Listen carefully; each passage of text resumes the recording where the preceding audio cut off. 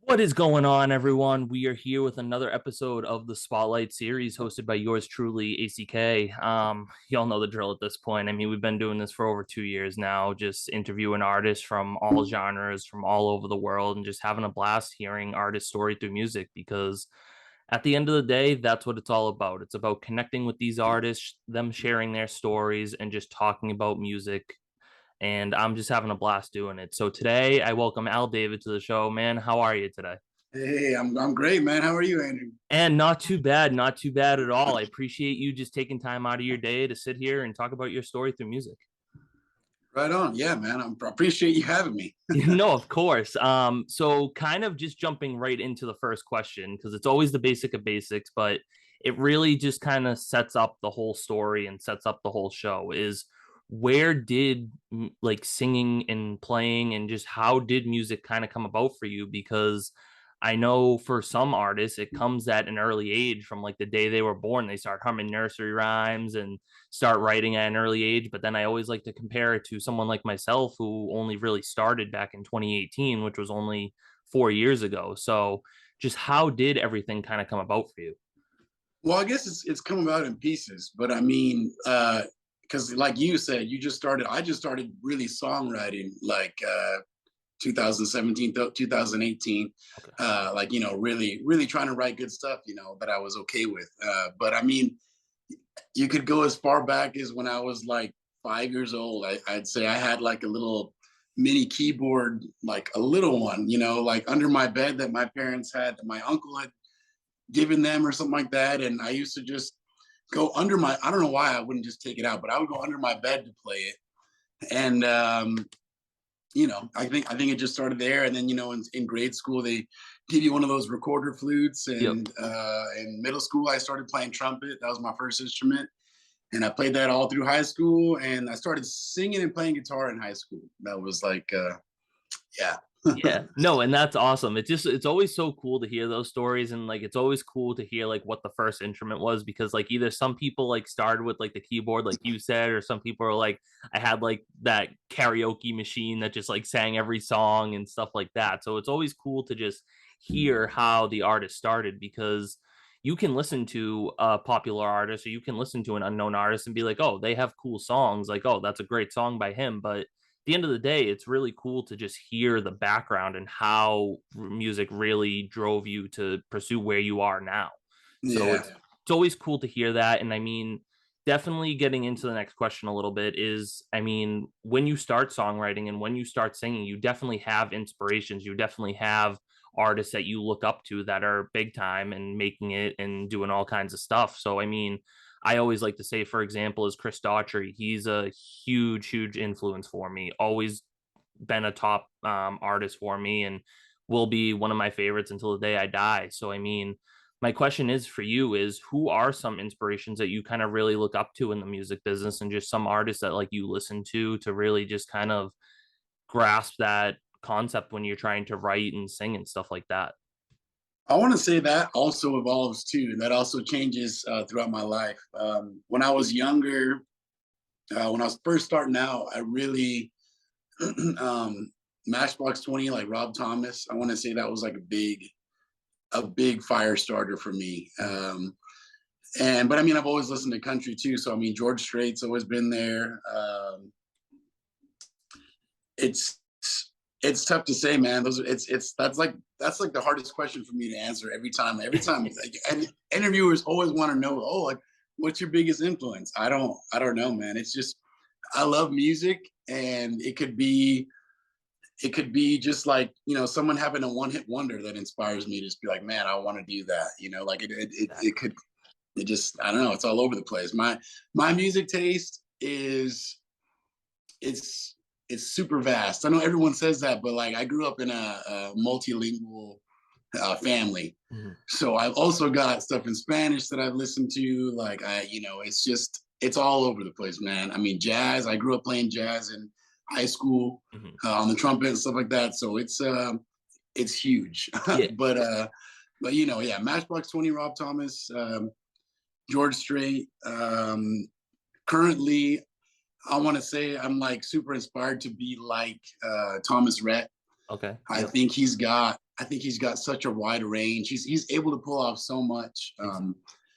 He can do like the pop country. He can do like the classic country. He just that's like what I want to be. Yeah, So no, and that's awesome. I mean, it's cool when people have that wide variety of music because I'm big on not staying in one single box. Like it's not yeah, don't stay like if you're like great, like if you're a country artist, that's cool, but like don't just stay in that country box. Like venture out, do that pop country, do that southern rock type country, like all that stuff. And I mean, like I said, when I first started, like when I really like got into music was that early 90s, 2000s country music is what my family always listened to. Garth yeah, Brooks, Travis Tritt, George yep, Strait, all that fun stuff. And I mean, obviously, you yeah. know that. But then, like I just said, Chris Daughtry, rock and roll artist, he's one of my all Mhm. time favorites, easily hands down now. So, Same man. Yeah, I saw him with the Goo Dolls on tour, oh, and that okay. was one of the best concerts, man. That was great. Yeah, no, I actually just got to see I crossed a lot of stuff off my bucket list this year. I got to see Chris Daughtry live. He was just playing a couple of towns over, and then I got to see Garth Brooks live for the first time too. So just seeing those two and just being idols for really just writing and producing music and stuff like that, it was just so powerful and cool to really just see them and be like, wow, this is who I am and this is what I want to be. And it's just so cool to see that. Yeah. And then, I mean, obviously talking about all these cool artists like Thomas Rhett, like you said, like George Strait, all these artists, their songwriting is just so cool and so unique. And that's leading into this next question. And I always do have to quote an artist who was on the show, Garrett Walker. He said this quote perfectly is the songwriting process is like a puzzle. Whether you have 500 or 1,000 pieces, I don't know how people do 1,000 piece puzzles, but that's beside the point. You have all these pieces laid out on the table and you're just trying to figure out what fits where. And then eventually you start putting the border together. You start working on the middle and you figure out, okay, this piece fits there, that fits there. And by the end, you have this full masterpiece. You have this full thing that you can cherish and you can share with other people and be like, hey, look, this is what I just did. I wrote this song. I put the pieces together and here it is. What do you guys think? So my question to you is because there is no rhyme or reason and there is no wrong answer to this question is what is your creative process like when it comes to writing music?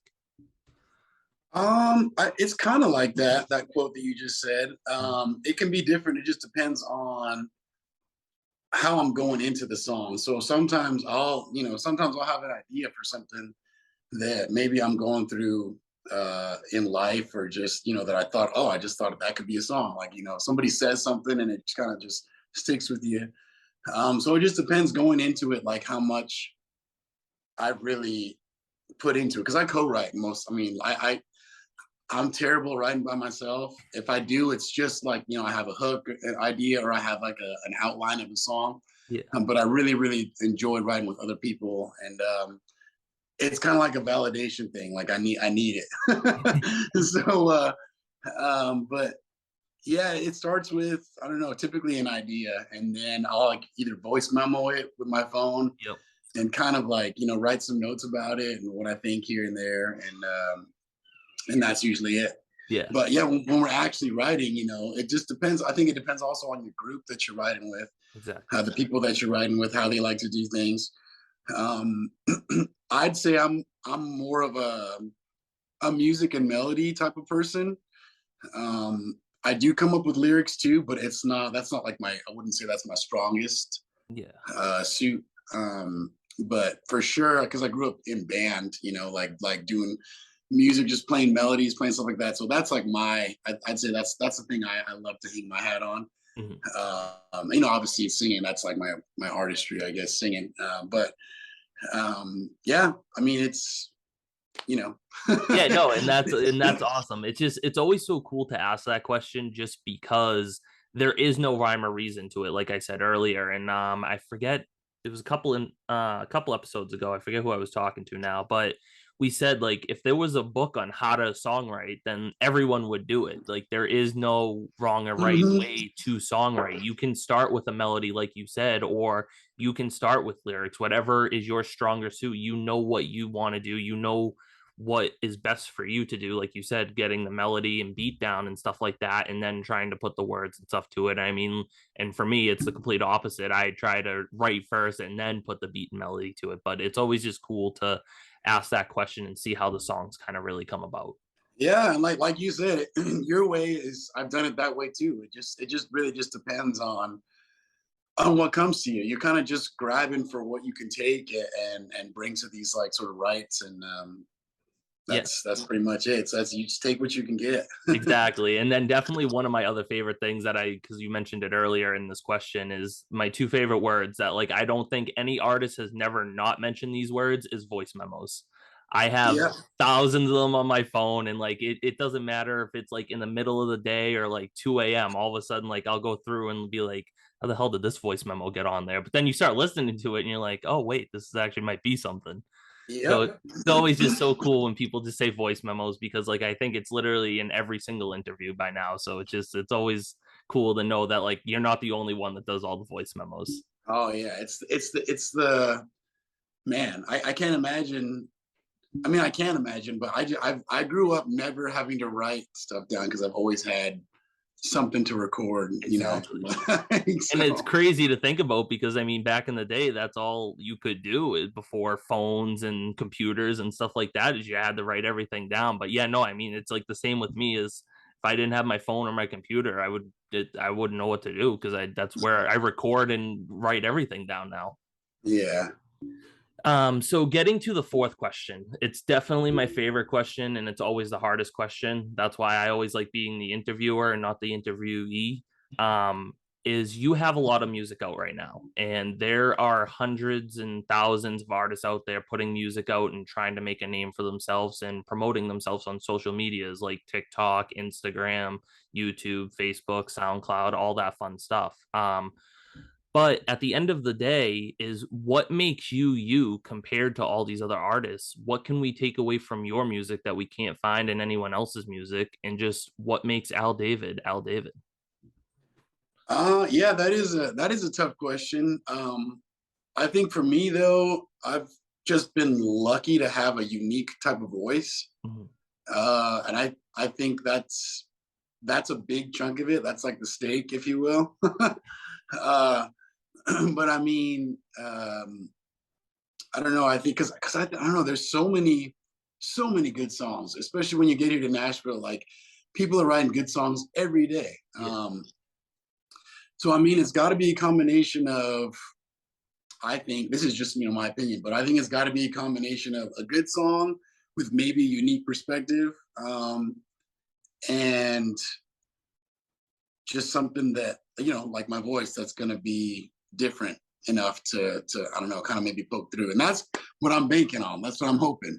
No, and I'm it's ho- no, and it's awesome that you just said that, because I was gonna say anyway, is at the end of the day, like if I was to put like your, let's just say, jukebox time machine or bad or anymore, whatever, like one of your songs, you put one of those in a lineup with like just random artists all together, it's your voice that stands out. And I could be like, when that song, put that playlist on shuffle, and when that song comes on, without even looking, it's like, oh, I know who that is, because your voice yeah, is so it's unique and stylish, and you don't sound like anyone else, which is probably one of the best things in the world, because sometimes it's hard when you are categorized as sounding like someone else. So I mean, just yeah, your vocals definitely are what stands out for you.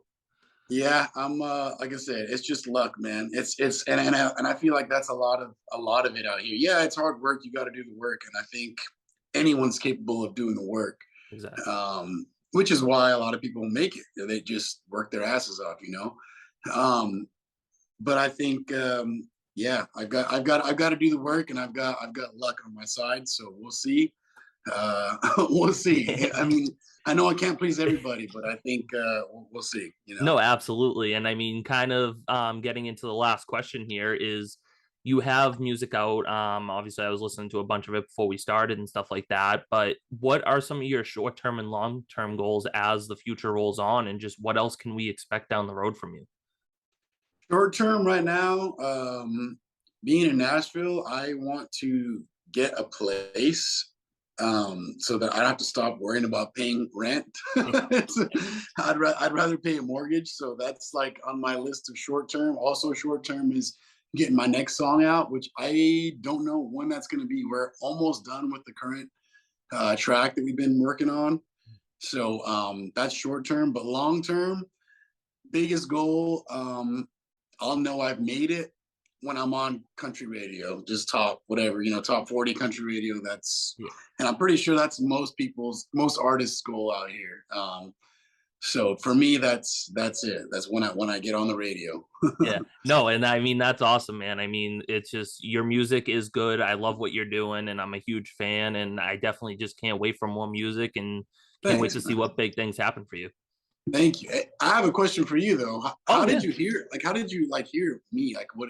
It's always funny because like people always just ask and like it's a thing that I pride myself on is I do my homework on artists and I just platforms. I mean, social media is such a huge thing. Some people hate it, some people love it, but at the end of the day, it really does help. I think I was either scrolling through TikTok or Instagram one day and I saw you on there just because the algorithms and stuff like that. Like I just you popped up one day. I think it was you must have been promoting one of your songs or something like that. I forget which one exactly it was. I'd have to go back and look, but so I saw it, went on Spotify, I literally went through every single song that you have. And that's just how I do my research, I do my homework, and it's like, hey, like I like what this guy's doing. I think he has a lot of potential, and I see a lot of potential in every artist that I interview. So it's just seeing that and then reaching out on Instagram or email, whatever is the best way of communication. And then here we are now. Cool, man. Well, thank you. And sorry it took so long there between when I got your first message. Yeah, You're talking about yeah, I'll throw you're you under talking. the bus like 7 months later after. But hey, sometimes it's a work in progress. And at the end of the Yeah. day, as long as we're here sharing your story through music, that's what it's all about, man. And I'm just thankful that you gave me the opportunity to interview you and just for you to take time out of your day to be here. Oh man, I appreciate you. That's it's really cool of you. Yeah. So obviously those are all the questions I have for you today. So no more worrying about what questions next or anything like that. It's time for the fun part is hearing a song from you. All Um right. yeah, so Um, I'll kind of put myself on mute just so you kind of have the floor and everything. If you want to let the people know what song you're doing and just kind of how this song kind of came about for you. And other than that, man, the floor is yours. all right. So I'm still torn as to which song I want to do, but let's just do a fun one. A fun one. This was my first single too, and the music video is probably like the coolest thing I've ever. I don't know. I think it's like the coolest thing I have under my belt as far as I don't know, things that I could show people. So don't stop after you just listen to me play this live. Go check out the music video because it's a good one. It's funny. But this is called Bad. It was my first single, and this song came about in I was living in LA, like the LA area, the Valley, and I'd gone to an open mic night and I saw this guy singing and performing there, and I thought he was a really good writer. And I was like, hey man, I was like, I really like your stuff. We should write sometime, and he was like, yeah, for sure. And that people say that all the time. We should write sometime, and it never happens. And so we were sitting there and he's like, it wasn't even halfway through this open mic night. And we were both already done. He's like, hey man, he's like, you want to go write that song you were talking about? And I said, hell yeah. So I took him, we drove back to my place and introduced him to my roommate who also was a big, at the time he was like my partner in music, one of my best friends. And we all sat down together and we wrote this in probably 2 hours or something like that. Maybe, I don't know, not less than, it's got to have been less than that. But we wanted to write this song because I myself, I've always been like the nice guy when it comes to like girls and stuff like that. And the guy that I saw, performing, his name's Spencer Leroy, by the way. He's also an artist. But I said, hey man, like you've got this really like this edgy thing that I like for this song, and I want you to like put yourself into it. And so the two sides came together, and we wrote this song called Bad, and it's just about some guy like me that just wants to be a badass for a night and just wants to like steal somebody's girlfriend and and dance with them and just, whatever. So it's called Bad. I swear it's not a misogynist thing. It's just whatever. It's a fun song. So here we go.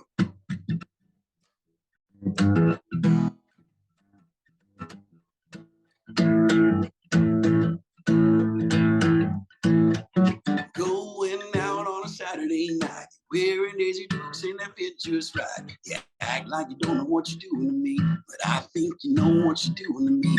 Right about when you were catching my eye, I see you over there with some other guy, but he ain't holding you close enough. So how am I supposed to stop myself from picking you up? And I can usually hold my feelings back. Oh, but sometimes I just wanna be bad. I wanna hit the dance floor and steal you up. I wanna lay you down in the bed of my truck. I wanna show you the best damn night you never had. And I don't wanna be that guy, but I guess I'm gonna be him tonight. Cause sometimes I just wanna be bad. Someone in the church on the very next day, thinking I was gonna wash my sins away. I look up ahead and I can't believe, am I really seeing what I think I see? You're sitting in the pew with your hands in your lap, strap on your shoulder with your hair pulled back. You act like you don't know what you're doing to me, but good Lord knows what you're doing to me. I say a prayer and I hope these feelings pass. Oh, cause sometimes I just wanna be bad. I wanna hit the dance floor and steal you up. I wanna lay you down in the bed of my truck. I wanna show you the best damn night you never had. And I don't wanna be that guy, but I guess I'm gonna be him tonight. Cause sometimes I just wanna be bad. Oh, so bad.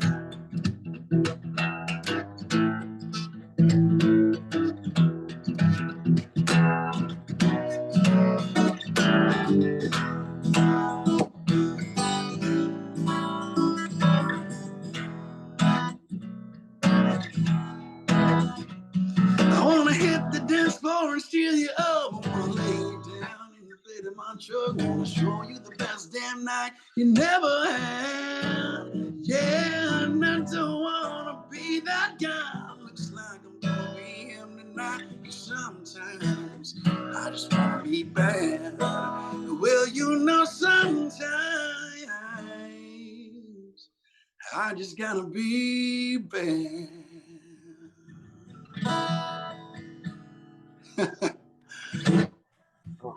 I mean, I don't think there was a word in there that I didn't sing along to, man. I mean, that's just that song is just badass. Obviously, that's the name of the song, Bad. Thanks, bro. But Thank you. just your vocals, man. Like I said, you're just such a talented artist, and I can't wait for more music to come. And I'm definitely a huge fan. Thank you, brother. I appreciate that, man. No, of course. So kind of before I do my little outro in here and stuff, where can we find you on social medias? If you want, you can go to my website, which is aldavidmusic.com. That has links to all of my social media.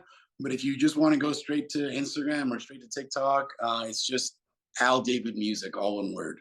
Perfect. I mean, pretty straightforward, pretty simple. I mean, definitely people go check him out. That was his song Bad, but he has so many other cool songs out and he definitely has a lot more to come for you guys. So, Al, again, thank you so much for taking time to be here today and appreciate you sharing your story through music.